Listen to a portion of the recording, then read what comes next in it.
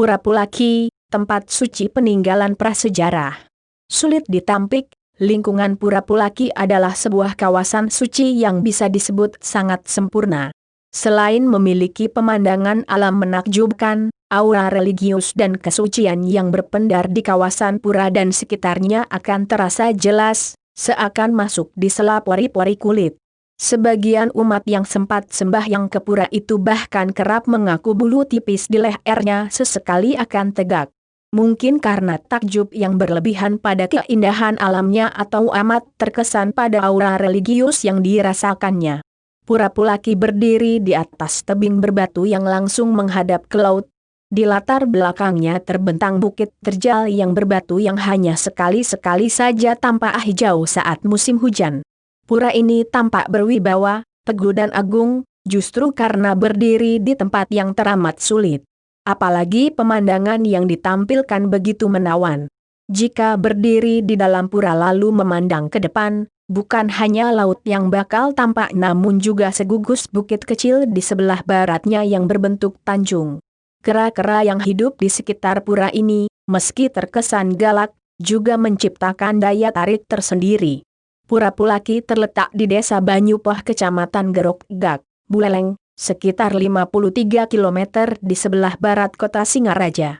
Pura ini terletak di pinggir jalan raya jurusan Singaraja Gilimanuk, sehingga umat Hindu akan selalu singgah untuk bersembahyang jika kebetulan lewat dari Gilimanuk ke Singaraja atau sebaliknya. Namun jika ingin bersembahyang secara beramai-ramai, umat bisa datang saat digelar rangkaian piodalan yang dimulai pada Purnama Sasih Kapat. Sejarah Pura Pulaki memang tak bisa dijelaskan secara tepat. Namun, dari berbagai potongan data yang tertinggal, sejarah pura itu setidaknya bisa dirunut dari zaman prasejarah. Ketua Kelompok Pengkajian Budaya Bali Utara Dr. Andus I Gusti Ketut Simba mengatakan, jika mengacu pada sistem kepercayaan yang umum berlaku di Nusantara, sejak zaman prasejarah gunung senantiasa dianggap tempat suci dan dijadikan stana para dewa dan tempat suci para roh nenek moyang, maka diperkirakan Pura Pulaki sudah berdiri sejak zaman prasejarah. Hal ini merunut pada konsep pemujaan dewa gunung, yang merupakan satu ciri masyarakat prasejarah. Sebagai sarana tempat pemujaan biasanya dibuat tempat pemujaan berunda-unda. Semakin tinggi undakannya, maka nilai kesuciannya semakin tinggi. Seperti pura-pura di deretan pegunungan dari barat ke timur di Pulau Bali ini, kata Simba. Di kawasan Pura Pulaki, di sekitar Pura Melanting, sekitar 1987 ditemukan beberapa alat perkakas yang dibuat dari batu, antara lain berbentuk batu picisan, berbentuk kapak dan alat-alat lain. Berdasar hal itu, dan dilihat dari tata letak dan struktur pura, maka dapat diduga latar belakang pendirian Pura Pulaki awalnya berkaitan dengan sarana pemujaan masyarakat prasejarah yang berbentuk bangunan berunda. Di sisi lain, dilihat dari letak Pura Pulaki yang terletak di Teluk Pulaki dan memiliki banyak sumber mata air tawar, maka kawasan ini diduga sudah didatangi manusia sejak berabad-abad lalu. Kawasan Pulaki menjadi cukup ramai dikunjungi oleh perahu dagang yang memerlukan air sebagai bahan yang sangat diperlukan dalam pelayaran menuju ke Jawa maupun ke Maluku. Bahkan, kemungkinannya pada waktu itu sudah ada berlaku perdagangan dalam bentuk barter. Barang yang kemungkinan dihasilkan dari kawasan Pulaki adalah gula dari nira lontar.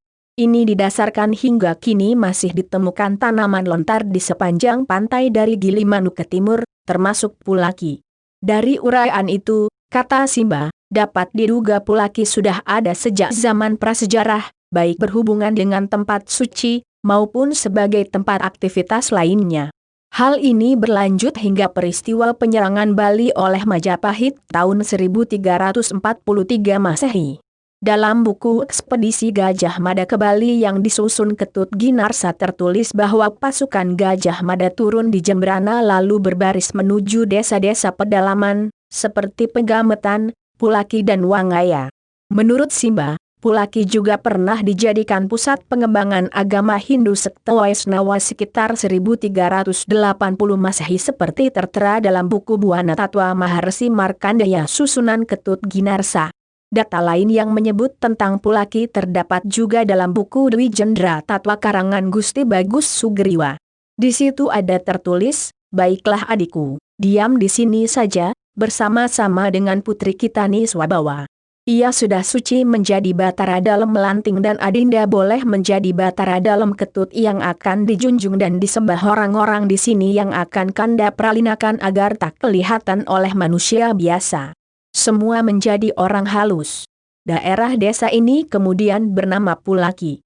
Data lain tentang Pulaki adalah ditemukannya potongan candi yang bentuknya seperti candi yang ada di Kerajaan Kediri. Ditemukan di Pura Belatungan tahun 1987. Dari data itu, maka kesimpulannya keberadaan Pura Pulaki sebagai suatu tempat suci sudah ada sejak zaman prasejarah dan menghilang setelah kehadiran Dang Hyang Nirarta dengan peristiwa diperalinakannya Pura Pulaki sekitar 1489 Masehi. Keberadaan Pura Pulaki tanpa penghuni secara skala berlangsung cukup lama.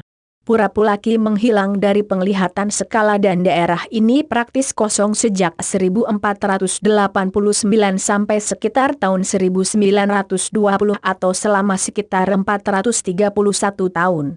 Namun sebelum itu, dari kurun waktu zaman prasejarah sampai dengan kehadiran Ida Batara Dang Hyang Nirarta tahun 1489, Pura Pulaki masih tetap sebagai tempat pemujaan, baik yang dilaksanakan orang prasejarah, orang Balyaga dengan sekte Waisnawa yang dikembangkan RSI Markandeya dan orang pengikut Trisakti dengan simbol 3 kuntum bunga teratai yang berwarna merah, hitam dan putih yang dipetik Dang Hyang Nirarta dari kolam yang diperoleh dalam perut naga di Pulaki. Di Pugar, suatu daerah yang tak dihuni selama ini, sudah pasti menjadi hutan belantara dan hanya dihuni binatang buas, babi hutan, harimau, banteng dan lain-lainnya. Kendati begitu, menurut Simba, masyarakat desa Kalisada dan beberapa desa di sekitarnya masih tetap setia ngaturang bakti kepada Batara di Pulaki dengan naik perahu dari Kalisada.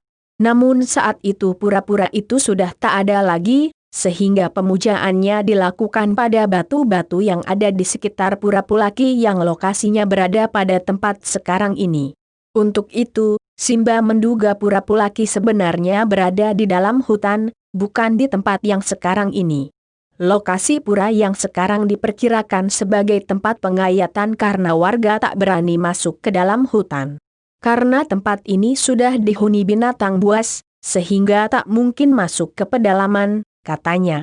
Tahun 1920 Pulaki mulai dibuka yang ditandai dengan disewakannya tempat ini oleh pemerintah kolonial Belanda kepada orang Cina bernama Ang Tek Tuot.